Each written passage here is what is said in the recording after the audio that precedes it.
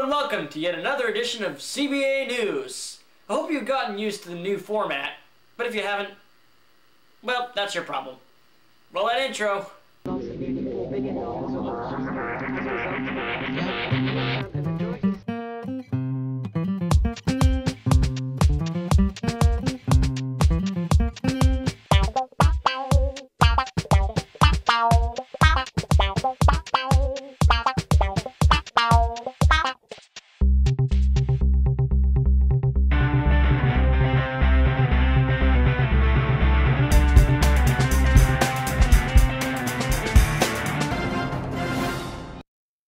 Israel stealing Lebanese food ideas.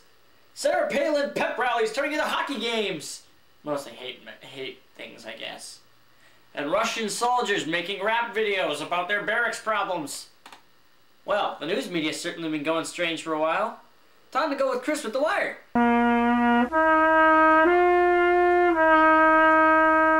Thanks, Liam. We start things off on the road to the White House, where apparently Sarah Palin was given, I guess the privilege you could call it, of dropping the puck at a local hockey game. Now apparently Mrs. Palin thought she would be safe among her hockey mom friends. This, folks, was not the case. Unfortunately, for her at least, Sarah Palin was booed. In the words of Keith Olbermann from MSNBC's Countdown, it looks like they went to a Sarah Palin bashing rally and out broke a hockey game.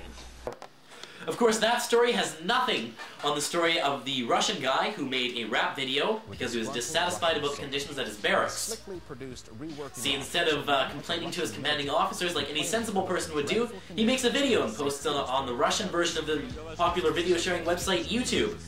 Needless to say, his commanding officers were not impressed by this move, and instead of improving the conditions at his local barracks, he was sent to a luxury one in Siberia. Finally today, we have a story from Future TV in Lebanon. Apparently, the Lebanese citizens are concerned that the Israelis are stealing their food ideas and not giving them credit for it. What aren't the Israelis stealing these days, those dirty communist bastards? Anyway, there was a guest on the Future TV news program, and this is what he had to say. But this is a national treasure, and we need to protect it. There should be action on an international level. The Ministry of Culture should be here, as well as the Ministry of Industry, to support the people who are doing this. Something that calls for international attention? Wow, Lebanon, you've sunk to a new low. Nobody gives a shit about you and your food crisis. And I mean nobody. Fucking terrorists. Thanks, Chris. I think fuck is too strong a word. Damn terrorists. Thanks, Chris, for fixing that. Anyway, now, recently in Canada, there was a Conservative government that was elected. This is not a good thing. Despite what we said in the previous episode, having a Harper-based government is bad. Very, very bad. Anyway, we're now going to show you exactly how we mean to tell you that it's a bad thing to have a Harper-based government. A Stephen Harper government would start off resembling something from Germany in the 1940s. Heil Harper! Harper is this tall. He lives over there, and in there like this.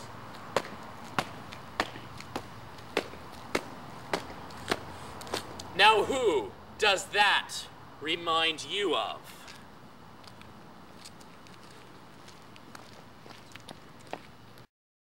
Under a Harper administration, however, it's not going to be the Jewish people who have to worry.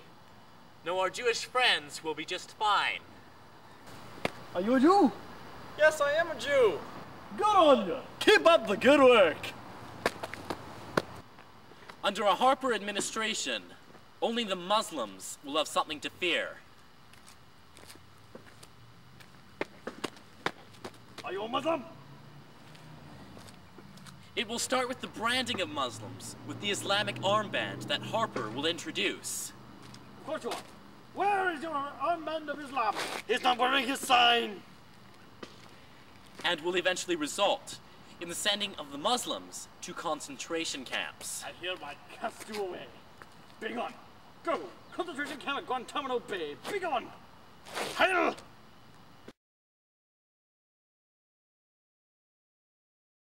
Finally, Stephen Harper will be exercising controls over the media. He'll be shutting down TV channels, such as this one.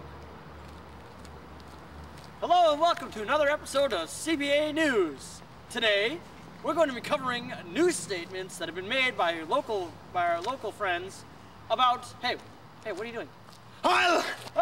You get to go there! Go there! No, help! It is now in control of the Canadian Censored Broadcasting! Cut on the camera! Cut on the camera!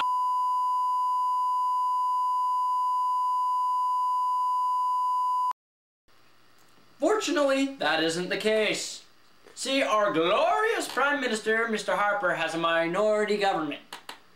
You see, our amazing opposition leader, Stephen Harper, if he teams up with the other left-wing parties, will actually have control of the parliament, meaning that Mr. Harper's fascist ways can never fully be implemented.